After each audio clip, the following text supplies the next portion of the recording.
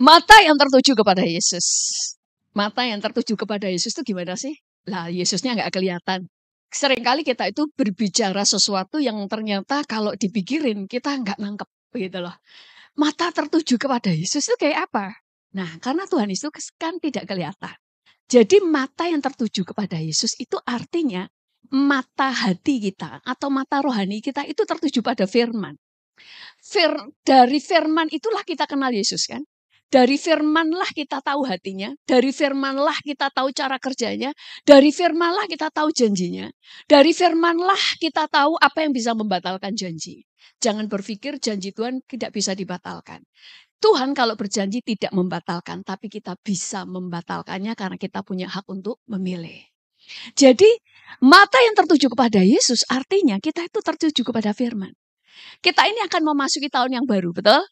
Banyak sekali orang itu kalau mau tahun baru minta diurapi, ditumpangi tangan. Nggak salah dengan hal itu. Tetapi kalau cuma sekedar tumpang tangan tanpa cara pikir yang diubah, saudara nggak akan kemana-mana. Karena urapan itu bukan kemudian tiba-tiba membawa saudara terbang naik. Karena Tuhan itu selalu bekerja dari dua sisi. Dari sisi Tuhan dan dari sisi kita. Kita itu harus berpartner dengan Tuhan. Kenapa? Karena kita itu punya hak untuk memilih. Contoh. Keselamatan itu datangnya dari Tuhan, betul? Tuhan itu sudah menyelamatkan dunia pada waktu dia disalibkan di atas kayu salib. Sehingga keselamatan itu diberikan kepada seluruh dunia tanpa terkecuali. Tapi untuk menerima keselamatan harus ada keputusan kamu. Kalau kamu memilih mempercayai Yesus, menjadikan Yesus Tuhan, gak cuma percaya ya, tapi menjadikan dia Tuhan dalam hidupmu, kamu selamat. Kalau enggak, ya enggak. Jadi ada bagian Tuhan, ada bagian kita. Sama dengan pada waktu kita memasuki tahun baru. Ada banyak orang itu cuma mau ditumpangi tangan. Pada kenyataannya, ada yang berhasil, ada yang tidak. Ada yang semakin terpuruk di dalam kehidupannya. Karena semua itu adalah pilihan. Tuhan itu memberikan janji. Tetapi untuk meraih janji itu pilihan. Karena ada hal yang kita harus lakukan. Supaya apa? Ada keadilan Tuhan. Contoh ya, sekali lagi. Setiap tahun itu ada masalahnya. Kalau kita tidak pernah tahu apa yang ada di hari besok, apa yang ada di bulan depan atau tahun depan. Semuanya misteri. Cuma yang kita tahu di dalam Alkitab bahwa semakin hari, semakin ke depan, dunia itu akan semakin jahat dan semakin gelap. Tapi Alkitab itu, jadi dari situ kita sudah tahu, itu memang semakin gelap. Tapi kan Tuhan berkata bahwa Tuhan itu adalah terang. Dan kamu adalah terang. Dan Alkitab berkata bahwa akulah jalan, akulah pintu. Jadi kalau kita memegang Yesus, pasti ada jalan, ada pintu, ada jalan keluar. Kita menemukan jalan. Tapi seringkali kita itu diajar cuma gini, pegang Yesus, maka tahun depan kamu akan berhasil. Pegang Yesus dan minta didoakan, kamu akan berhasil. Pada kenyataannya nggak semua orang berhasil tuh. Berarti ada yang kurang. Berarti ada yang salah. Berarti pengajarannya kurang lengkap. Makanya saya selalu ngomong kita kalau mengajar jangan abstrak. Ada janji Tuhan, pegang janji Tuhan. Kalau ada Yesus, mata tertuju pada Yesus dan pegang Yesus. Terus dalam kenyataannya pegang Yesus dan melihat Yesus itu kayak apa? Makanya khotbah itu menjelaskan. Berfokus kepada Yesus itu artinya kamu fokus dengan firman dan mempercayai cara kerjanya. Setiap tahun itu ada masalah. Tapi Alkitab berkata, kita tahu bahwa Allah turut bekerja dalam segala sesuatu untuk mendatangkan kebaikan bagi mereka yang mengasihi Dia, yaitu bagi mereka yang terpanggil sesuai dengan rencananya. Saudara, setiap tahun ada masalahnya sendiri. Tetapi setiap tahun ada jalan keluarnya juga. Di dalam setiap keruwetan ada jalan keluar. Cuma ada yang bisa melihat jalan keluar, ada yang tidak. Doa membuat saudara, saya sering ngomong, doa itu membuat pintu dibuka. Tapi untuk memasuki pintu yang sudah dibuka, dibutuhkan hikmat dan pengetahuan yang tentang firman dengan benar. Banyak orang Kristen itu ngeroh, oh nanti pintu dibuka, terus masuknya nggak tahu. Kayak contoh aja hal yang simpel. waktu di Amerika. Banyak orang berangkat ke Amerika. Pada waktu di sana di Amerika, pekerjaan itu gampang. Tapi tidak semua orang bisa memasukinya. Tuhan, aku ingin bekerja. Pintu-pintu dibuka. Tapi begitu masuk, ternyata nggak bisa kerja. Kenapa? Nggak bisa bahasa Inggris. Sesimpel itu. Pintu dibuka, belum tentu kamu bisa memasukinya. Bukan karena Tuhan menghalangi kamu. Bukan setan menghalangi kamu. Tetapi ada hal yang tidak engkau persiapkan. Makanya keberhasilan itu adalah bertemunya antara persiapan dan kesempatan. Sama dengan orang Kristen. Lalu, makanya di dalam kehidupan, untuk kita bisa memasuki setiap tahun dengan kemenangan, berfokus mata tertuju kepada Tuhan, artinya kita harus melakukan apa yang Tuhan ajar. Orang Kristen seringkali nggak diajar tentang mempersiapkan mental. Kita itu di dalam kehidupan dasar yang kita harus bangun untuk memasuki kehidupan di dunia selama kita menginjak tanah. Satu iman. Iman itu apa sih? Dasar dari segala sesuatu. Iya, iman itu apa? Iman itu mempercaya firman dan melakukan firman. Terus kita langsung bayangannya melakukan firman itu berbuat baik. Bukan cuma berbuat baik, tetapi melakukan prinsipnya firman. Contoh, kalau Alkitab berkata kita butuh hikmat, maka berarti kamu butuh hikmat. Kalau Alkitab berkata kamu butuh uang, orang Kristen ngomong gak butuh uang, berarti gak punya iman. Karena Alkitab mengajar, kamu butuh uang. Makanya ada 2 talenta, 1 talenta, 5 talenta, itu bicara mengembangkan uang yang ada padamu. Bahkan Alkitab berkata bahwa muliakan Tuhan dengan hartamu, kamu butuh uang. Makanya mata tertuju kepada Tuhan, artinya mata tertuju pada firman. Tahu prinsip firman, engkau mengerjakan, kamu berhasil. Sama dengan mental. Untuk memasuki setiap tahun, tahun itu mau gelap, mau terang, mau ada masalah. Yang tampil sebagai pemenang, orang yang mempersiapkan mentalnya. Makanya di Alkitab, kalau cuma bicara doa dan pengurapan, maka Daud itu orang yang diurapi, betul? Tetapi dia dipersiapkan mentalnya, makanya dia ditolak ibunya, bapak ibunya, ditolak keluarganya, ditolak mertuanya yaitu Saul. Dia dikhianati. Kemudian tetapi dia bisa bangkit berdiri dalam keadaan apapun. Dikhianati anaknya sekalipun, dia bisa bangkit berdiri. Saya pernah khotbah tentang stand alone. Kamu harus bisa berdiri sendiri sekalipun gak ada orang yang menolong kamu. Makanya kemenangan di dalam setiap tahun, kalau kamu tahu apa itu iman.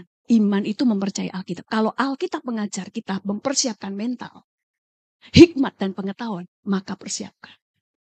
Orang yang punya mental yang kuat. Kemarin ada yang ngomong sama saya depresi sampai masuk rumah sakit.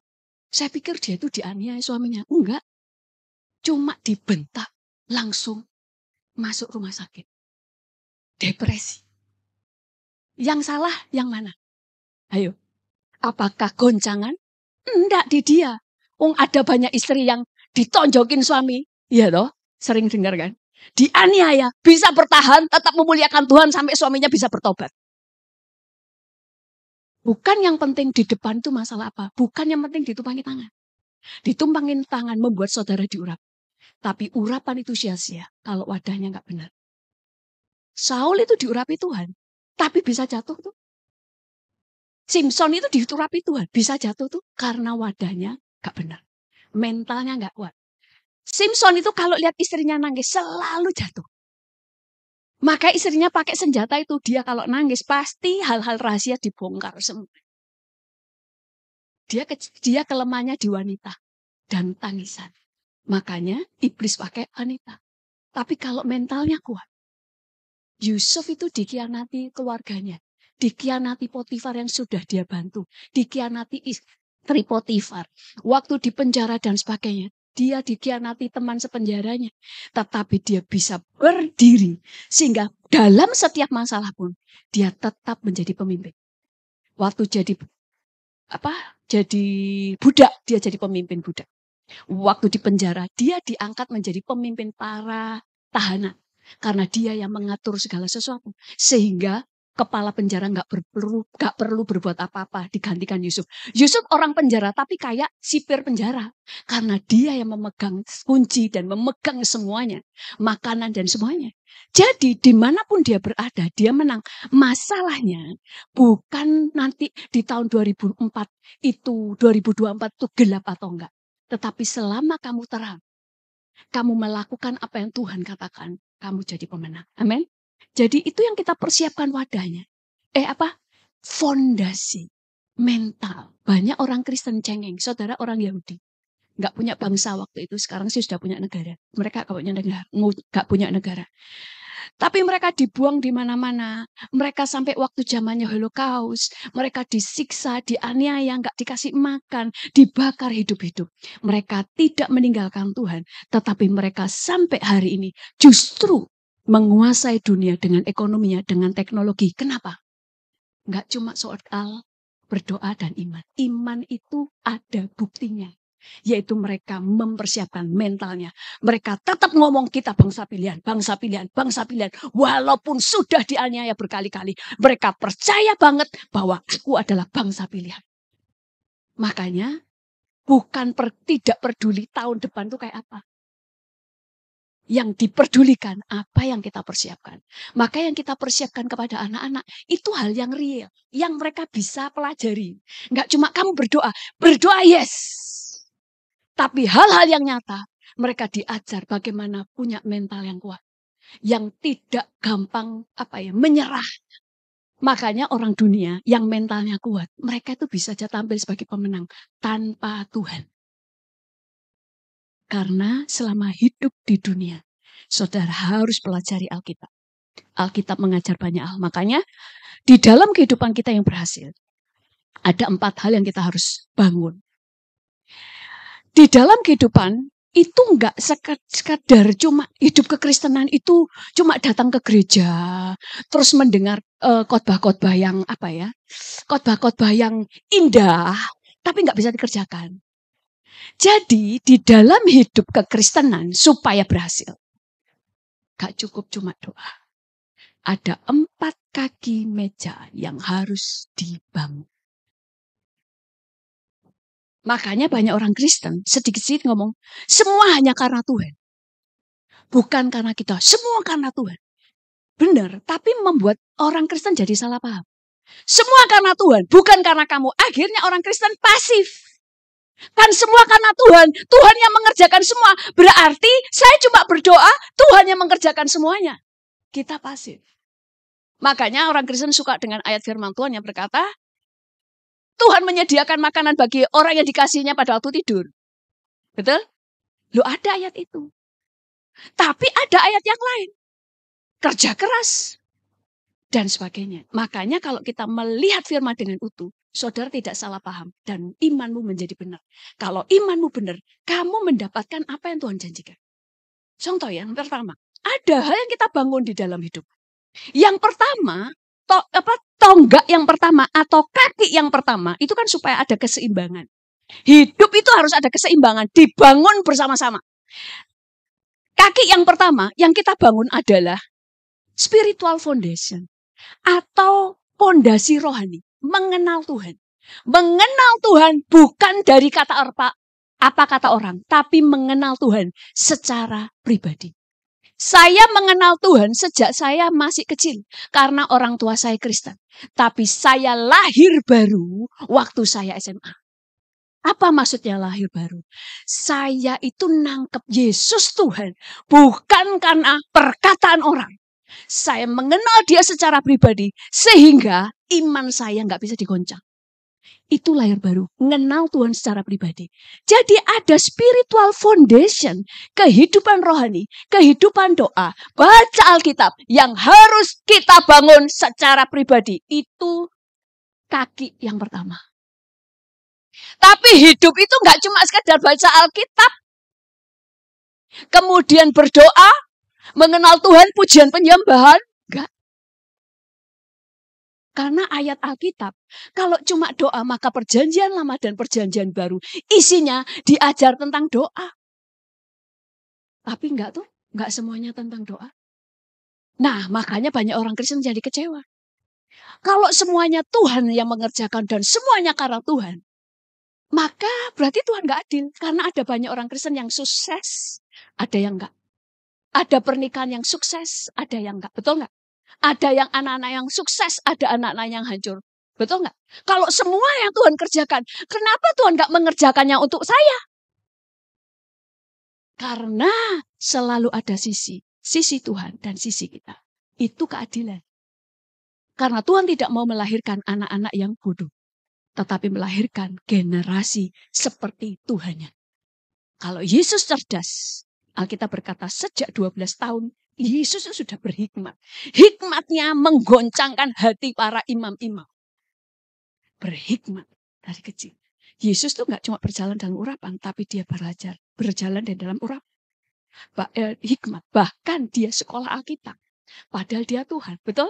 Untuk menunjukkan manusia butuh hikmat, manusia butuh pengetahuan, bukan cuma orang. Dikatakan tadi spiritual foundation, saya nggak akan banyak bicara tentang spiritual foundation untuk doa puasa, kedisiplinan rohani, baca Alkitab itu harus saudara bangun. Dengerin khotbah, saudara harus bangun. Kemudian kaki yang kedua adalah knowledge atau pengetahuan. Banyak orang yang Kristen yang tidak mengerti ini, pentingnya pengetahuan. Banyak orang Kristen terlalu ngeroh, sehingga dia tidak tahu bahwa mereka butuh pengetahuan. Pengetahuan itu ada dua. Pengetahuan umum dan pengetahuan Alkitab. Pengetahuan Alkitab itu pengajaran Alkitab, bukan khotbah. Khotbah dan pengajaran berbeda. Khotbah itu ringan, karena banyak orang yang belum percaya Yesus baru percaya. Tapi pengajaran itu ngulik sampai ke dalam. Tritunggal itu apa? Dan semuanya itu harus saudara tahu. Walaupun gak sampai pintar-pintar banget ya kan. Tapi saudara tahu hal-hal dasar yang membuat saudara tidak bisa dihancurkan dengan doktrin yang salah. Oleh pertanyaan-pertanyaan warga agama seberang. Pengetahuan dan Bible knowledge kita baca ya. Di dalam Mazmur 119 ayat 66 berkata begini. Mazmur 119 ayat 66. Kita baca.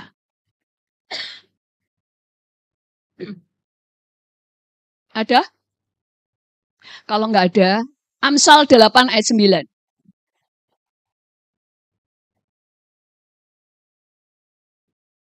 Kita baca 1, 2, 3. Semuanya itu jelas bagi yang cerdas, lurus bagi yang berpengetahuan. Saudara, segala sesuatu yang gelap itu bagi orang yang cerdas dan berpengetahuan menjadi jelas dan lurus. Kalau saya tahu tentang listrik, waktu mati, saya bisa tahu ini caranya gimana, tidak gelap, tidak misteri. Saya orangnya tahu menjahit. Kayak tadi suami saya beli celananya untuk kancing kan buntu. Lu kok buntu? Ini gimana? Ya memang begitu, saya punya alatnya. Kenapa? Saya suka jahit. Jadi saya tahu alatnya untuk ngelesik lubang sangat gampang. Karena segala sesuatu jelas dan lurus bagi yang berpengetahuan. Makanya orang Kristen yang hidupnya berkemenangan dari tahun ke tahun. Semakin kamu tambah pengetahuan, semakin kamu cerdas. Dan semakin banyak hal yang lurus dan jelas. Kenapa banyak orang mudah ditipu? Kalau orang itu kurang pengetahuan. Semua yang berpengetahuan itu lurus dan cerdas. Makanya di dalam hidup, nggak cuma membangun satu kaki. Membangun spiritual rohani. Tidak, tapi satu yang lagi dibangun bersama-sama berpengetahuan. Saudara tahu prinsip Alkitab. Saudara tahu cara kerjanya di dalam firman Tuhan. Saudara tahu hukum Alkitab. Saudara tahu cara berdoa. Saudara tahu bagaimana peperangan rohani. Saudara tahu apa itu bisnis. Saudara tahu bagaimana ngelola uang. Saudara punya pengetahuan bagaimana mengembangkan kepribadian. Saudara tahu bagaimana cara berpikir. Saudara tahu bagaimana hubungan suami istri supaya terus harmonis. Saudara tahu cara mendidik anak. Semua ada pengetahuannya. Karena pengetahuan membuat saudara segala sesuatu tidak misteri. Kayak kapan hari? Banyak orang stres masalah vaksin.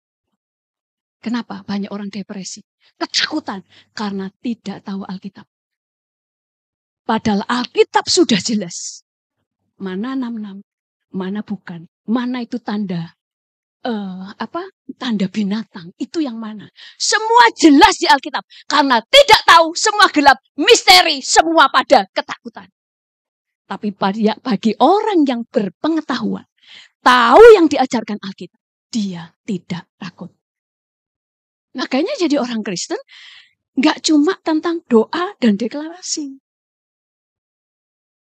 Cuma deklarasi toh, tapi nggak punya pengetahuan. Harus seimbang. Semua harus dibangun. Makanya saya dulu pernah cerita ya, di sebuah gereja. Teman saya itu sekolah nurse khusus untuk bayi. Nanny. Di Amerika itu ada khusus sekolah untuk merawat bayi. Dan itu kalau dia kerja, bayarannya mahal. Itu diajari saudara. Dia itu sampai saya diajak ke rumah bosnya, dia melihara 2 bayi kembar. 1 bayi aja sudah susah. Tapi ini dia bisa memelihara dengan sangat ringan. Karena dia tahu caranya. Melatih bayi itu dengan cara kapan tidur, kapan bangun, kapan bermain, kapan waktu makan. Itu disiplin. Lucu anak-anaknya. Ya rame, tapi begitu ditidurkan, lihat. Dalam 5 menit mereka tidur. Benar-benar tidur. Kok bisa gitu? Semua ada sekolahnya. Sampai bahasa bayi itu diajarkan. Tangannya begini artinya apa? Gini gimana? Ini apa? Ada artinya. Nangis yang begini itu artinya ngomong apa? Ini nangis yang begini, ini minta perhatian. Nangis yang gini lapar, nangis begini sakit, nangis yang begini dia ngantuk, nangis yang begini dan sebagainya. Dia lagi pipis, dia lagi buang air besar. Itu semua ada pelajarannya. Bagi kita yang nggak punya pengetahuan, pada waktu bayi nangis, kita bingung. Tapi dia tahu cara menaklukkan bayi. Dan dia tahu bahasa bayi. Kenapa? Pengetahuan. Simple. Saudara, di sini ada keyboard, ada drum. Bagi yang nggak bisa main, itu gelap. Betul nggak? Walaupun ada alat lengkap, kalau saudara nggak bisa lakukan, nggak bisa. Minta diurapi, seringkali Tuhan nggak urapi. Kenapa? Karena Tuhan mau kita memakai otak kita untuk mikir. Simple. Makanya, untuk selalu menghadapi setiap tahun yang baru, nggak takut. Karena saudara tahu membangun hidup. Ada banyak pernikahan yang harmonis. Karena simple, nggak cuma masalah doa. Dia tahu bagaimana cara membahagiakan suami. Suami juga juga tahu caranya. Sebelum kita menikah, suami saya dulu suka ikut pria sejati. Saya selalu belajar bagaimana seorang wanita yang bijaksana. Waktu menikah tinggal praktek. Gak cuma berdoa minta suami yang baik. Tapi saya berdoa supaya saya bisa menjadi istri yang baik. Pengetahuan. Ini yang orang Kristen kurang dibangun. Kemudian, Amsal 2 ayat 11 berkata begini. Saya baca ya. Amsal 2 ayat 11. Kita baca sama-sama saya deh. 1, 2, 3. Kebijaksanaan akan memelihara engkau. Kepandaian akan menjaga. Di sini nggak dikatakan Tuhan akan memelihara engkau. Dan para malaikatnya akan menjaga engkau. Nggak ada kata Tuhan. Kenapa? Karena Tuhan tahu. Orang Kristen itu ngeroh. Semua karena Tuhan. Nanti Tuhan yang jaga. Jangan takut tahun depan. Nanti Tuhan jaga. Tahun depan adalah tahun, misalnya, tahun pintu dibuka. Tahun depan adalah tahun pembalikan keadaan. Tahun depan adalah tahun penggenapan janji. Tapi gak semua orang ngalami itu. Berarti salah gak janjinya Tuhan tentang pintu dibuka setiap tahun itu kan ada berkatnya? Enggak. Yang salah orang Kristennya tidak diperlengkapi dengan pengetahuan. Karena untuk meraih janji, kamu harus tahu caranya. Jadi di sini, kebijaksanaan akan melihara engkau supaya tahu. Nggak cuma doa. Karena doa membuat Tuhan menjaga kamu untuk hal-hal yang tidak bisa kamu jaga. Yang di luar jangkauan. Contoh, kalau saudara punya anak. Saudara pingin melindungi dia 24 jam, betul nggak? Tapi kan pada kenyataannya saudara nggak bisa mengawasi mereka 24 jam. Di luar itu, Tuhan. Tapi di rumah kamu. Makanya banyak orang Kristen terlalu semuanya Tuhan. Akhirnya nggak dipakai otaknya untuk mikir. Tidak dipakai untuk melatih diri. Yusuf itu diurapi Daud diurapi dalam perang. Tetap dia dilatih untuk perang.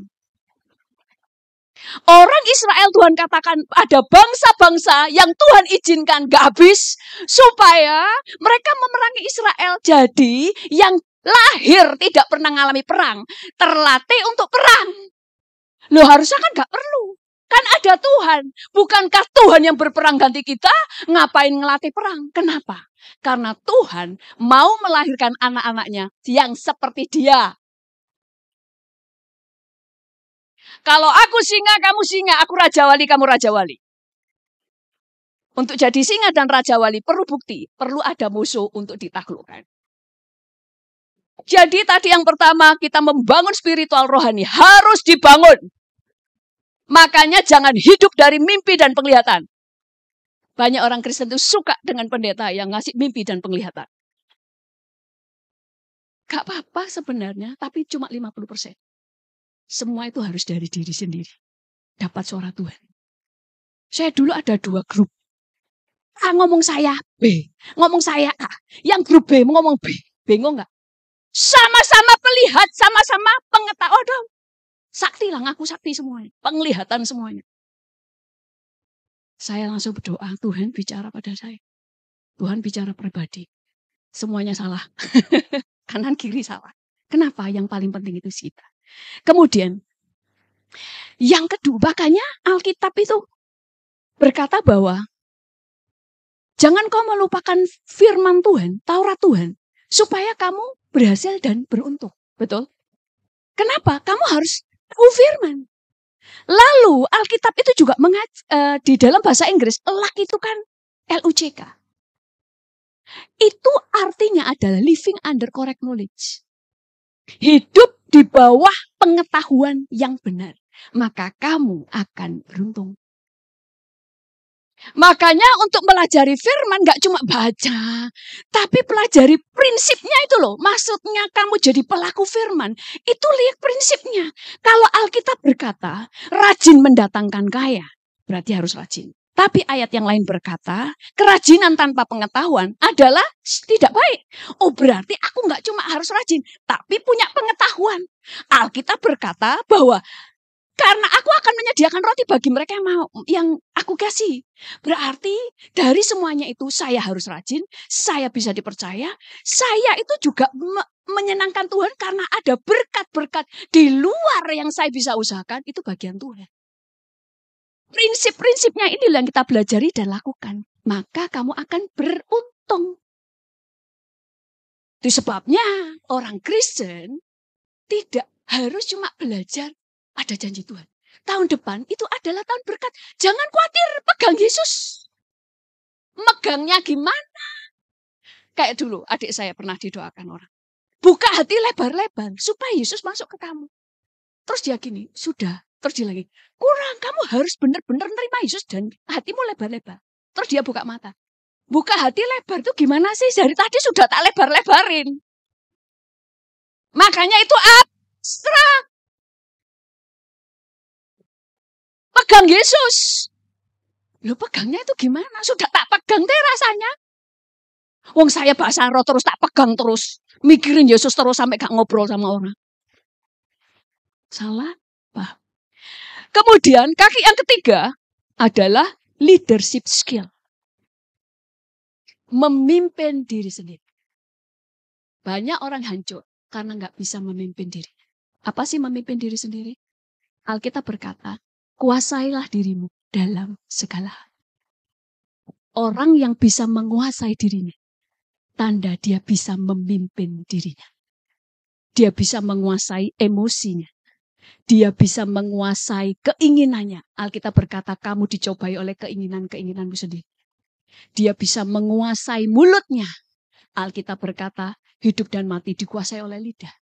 Dia menguasai pikirannya, sehingga semua terkendali. Alkitab berkata, apa yang kamu takutkan itu yang akan datang kepadamu. Apa yang kamu khawatirkan itu yang akan menimpa kamu. Belajar menguasai cara pikir. Paulus berkata, segala sesuatu halal bagiku, tapi nggak semuanya berguna. Segala sesuatu dibolehkan, tapi aku tidak membiarkan diriku diperhamba. Di perjanjian yang baru, Tuhan menganggap kita dewasa. Bukan lagi tidak boleh ini, tidak boleh itu. Tapi kamu harus memilih mana yang baik dan mana yang membangun untuk kamu. Itu yang namanya memimpin diri sendiri. Orang yang tetap terikat dengan sifat buruknya, dia tidak bisa memimpin diri. Sudah dibilangi jangan berbuat A, 2 blok. Dia tidak bisa memimpin dirinya. Makanya dalam setiap tahun yang dia hadapi, wah ini tahun pintu terbuka, tahun pembalikan keadaan. Kamu nggak alami karena kamu masih tetap membawa sifat yang lama. Sifat yang jelek itu perbudakan, itu ikatan. Makanya harus dilepaskan. Makanya dalam hidup kita itu harus penguasaan diri, kuasai lidah, kuasai keinginan, kuasai emosi, kuasai pikiran, kekuasai nafsu. Itu bisa memimpin dirinya. Yusuf bisa memimpin dirinya. Dia bisa dendam, dia bisa menguasai dirinya. Dia bisa ngomel, tapi dia bisa mengendalikan diri. Orang yang bisa memimpin dirinya, dia adalah orang yang bisa menguasai dirinya. Dia tahu kapan berkata cukup. Saya pernah ngomong, bobot saya, timbangan saya, berat badan saya, sorry ya sampai gak tahu istilahnya, 71. Udah. Kenapa? Karena makanan ini enak, lagi suka-sukanya makan setiap hari. Langsung 71, hanya dalam beberapa bulan. Tapi bagaimana untuk bisa kurus? Menguasai, mengendalikan keinginan, mengendalikan nafsu. Langsung bisa turun badannya. Memimpin dirinya. Yang terakhir, karena waktunya cukup. Tadi spiritual foundation, membangun kehidupan rohani. Knowledge atau pengetahuan, saudara harus berwawasan. Simple. Kayak saya kemarin ya. Saya takut tenggelam. Simple, belajar renang. Saya belajar renang, gak bisa ngambang. Sampai orangnya diangkat supaya bisa ngambang. Ya saya kepingin bisa ngambang, tapi gak ngambang-ngambang. Suami saya juga gitu, gini loh supaya ngambang. Soalnya pantatmu sama kakimu turun terus. Loh saya juga bisa pengen ngambang. Terus gimana caranya supaya saya ngambang? Saya kan pegangan ini loh, pegangan pelampung ya. Pelatih gini, jangan pegang pelampung supaya bisa ngambang. Lah, pegang pelampung aja gak bisa ngambang, apalagi gak pelampung. Terus dia bilang, gak boleh pakai pelampung, pokok ibu harus berusaha untuk nanti nangkep saya. Tahu gak? Langsung bisa ngambang, saudara. Karena terpaksa kan, kata orang-orang ini the power of kepepet, ya kan? Saya renang. Loh, gak cuma ngambang, bisa nyampe. Saya aja heran. Saya merasa saya hebat sekali gitu ya. Bisa nyampe, padahal biasanya gini, ngambang gak bisa. Jalan tuh gak bisa, selalu di tempat walaupun kakinya berusaha kayak apa, tetap berhenti di tempat. Dengan belajar pengetahuan. Sekarang bisa renang. Sampai yang pelatihnya ngomong, loh baru 2 kali langsung bisa renang. Ajaib, gak cuma minta urapan, belajar. Urapan membuat saya bisa lebih cepat daripada biasanya. Orang itu bilang biasanya orang 3 kali, 4 kali. Ibu baru 2 kali langsung bisa langsung meluncur. Karena kepepet. Sampai dia bilang, ibu ini ternyata pernafasannya kuat ya. Dari tadi kepalanya gini, cuma sekali gini. Bukan karena kuat, tapi mau ngangkat kepala nggak bisa. Jadi gini terus kepala ya. Mau gini nggak bisa. Jadi dia bilang, ibu ini luar biasa, orang-orang nggak kuat loh. Ibu ini pernafasannya kuat. Bukan masalah kuat, nggak bisa ngangkat kepala. Tapi pengetahuan memerdekakan. Simple kan? Nggak usah belajar. Saya nggak doa, langsung minta diajarin. Beres. Doa itu membuat Tuhan bekerja untuk hal yang saudara tidak bisa lakukan. Kaki yang terakhir itu stewardship atau pengelolaan. Apapun kehidupan saudara, selama bisa kelola, saudara berhasil. Firman Tuhan berkata, umur panjang ada di tangan kananmu, di tangan kirimu ada kekayaan dan kehormatan. Kekayaan sudah ada di tanganmu. Apa artinya? Selama kamu bisa mengelola keahlian, hobi, kamu bisa mengelola karunia yang ada padamu, talenta di dalam dirimu, dan apa yang ada di rumahmu, kamu bisa berhasil. Teman anak saya, masih umur 13 tahun, suka game. Ibunya cerdik. Jangan cuma main game, masukkan ke YouTube. Dia main di YouTube. Tahu? Gaji dia. Ibunya sampai bingung. Dapat 7.000 US dollar setiap bulan. Waktu itu 2 tahun yang lalu. Sekarang subscribe-nya sudah jutaan. Waktu itu cuma baru 200.000. Tapi viewernya banyak. Jutaan. Sekarang tambah puluhan juta. Viewernya ya. Kalau subscribe-nya jutaan. Dulu 7.000 US dollar mengalahkan bapaknya. Bapaknya cuma 6.000. Selama bisa kelola. Tidak dimulai dari uang. Tapi ada apa yang ada padamu. Dikelola. Kalau kamu tahu punya keahlian, kelola, itu jadi berkat. Makanya dimanapun kamu berada, kamu jadi berkat. Orang Yahudi dulu itu waktu mengalami aniaya, tidak punya pekerjaan, dan sebagainya. Mereka itu menjual baju-baju bekas. Mereka cuci, mereka jahit, mereka jual baju bekas. Mereka dapat uang di sana. Mentalnya kuat dan dia tahu mengelola. Lalu mereka mulai belajar berhimpun dengan teman-temannya, meminjamkan uang. Makanya bank itu yang pertama itu orang Yahudi yang bikin. Mereka pinjamkan uang dan mereka mendapatkan bunga dari situ dari bangsa lain. Sampai sekarang di Amerika itu ada bank-bank itu yang kalau kita mengajukan pinjaman ditolak, itu orang Yahudi kasih kita pinjaman. Pinjam ke kita. Mereka dapat bunga dari situ. Semua dikelola, maka kamu bisa diberkati. Hobi dikelola, bisa jadi uang. Rumah tangga, kamu bisa mengelola bagaimana pernikahanmu. Pernikahanmu bahagia. Kamu bisa mengelola waktu, kamu berhasil. Keberhasilan, kesuksesan dalam hal uang tidak selalu dimulai dari uang. Tapi dimulai dari apa yang ada padamu. Mungkin pernah ada yang dengar kesaksian saya seorang ibu yang di Aceh. Di Aceh waktu tsunami, semua habis kan. Dia itu depresi, suaminya, anak-anaknya hilang. Semua harta bendanya hilang.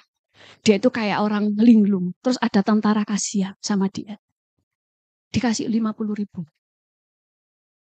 Kalau orang lain 50.000 habis hari itu. Dia bilang gini, 50.000 ini sangat berharga untuk hidupku. Jadi saya tidak mau pakai 50. Dia pergi ke tempat yang jauh ya untuk membeli aqua. Dia jual ke orang-orang yang di situ kan banyak penonton kan, dari banyak pulau itu kan datang untuk nonton. Ada yang untuk menolong jasad, untuk mengeluarkan sukarelawan, itu dia jual aquanya. Dia bilang gini, saya lebih baik gak makan daripada memakai uang saya untuk beli makan. Saya lebih baik minum sangat sedikit. Kalau sudah nggak kuat lapar, saya ke pengungsian makan di sana karena di sana gratis walaupun semua terbatas. Tapi saya tidak mau pakai uang saya. Dari 50 berkembang dari jual aqua. Sampai kemudian semua orang menantikan mujizat. Dia sudah melakukan mujizat. Dia buka kios di tengah-tengah para pengungsi. Kenapa? Apa yang kamu bisa kelola dari 50? Ada yang ngomong, gak percaya. Loh ini orangnya yang cerita kok. Jadi, selama kamu bisa mengelola. Makanya Tuhan ajar tentang pengelolaan. Tentang 1, 2, dan 5 talenta. Tentang dirham. Itu juga Tuhan ajar. Bagaimana mengelola. Semua bicara pengelolaan. Selama hidup. Selama kita bisa kelola. Bisa membangun spiritual foundation. Berpengetahuan. Sehingga tidak ada yang gelap. Dan pengelolaan. Oh ini terakhir ya. Waktunya saya lupa. Ini ada ayatnya. Yesus sendiri, Tuhan sendiri. Tidak memulai segala sesuatu dengan memberkati. Tapi dengan mengelola. Kita baca Kejadian 1 ayat 1-2. Kejadian 1 ayat 1-2 berkata begini. Pada mulanya Tuhan menciptakan langit dan bumi. Allah menciptakan langit dan bumi. Bumi belum berbentuk dan kosong, gelap gulita menutup samudera raya, dan roh Allah melayang-layang di atas permukaan air. Roh Allah melayang-layang di atas permukaan air. Waktu itu bumi belum berbentuk, kosong, gelap gulita. Tuhan tidak memulai dengan memberkati. Karena kalau diberkati tapi tidak dikelola, sia-sia. Makanya banyak orang Kristen cari berkat, tapi nggak ada hasilnya karena wadahnya belum dibangun. Tuhan langsung menciptakan apa? Hari pertama terang. Lalu Tuhan memisahkan air dari darat dengan langit. Tuhan memisahkan daratan dan lautan. Tuhan memberikan cakrawala. Tuhan menciptakan semuanya. Lalu Tuhan berkata, sungguh semuanya amat baik. Baru hari ke-7 dikatakan, Tuhan memberkati.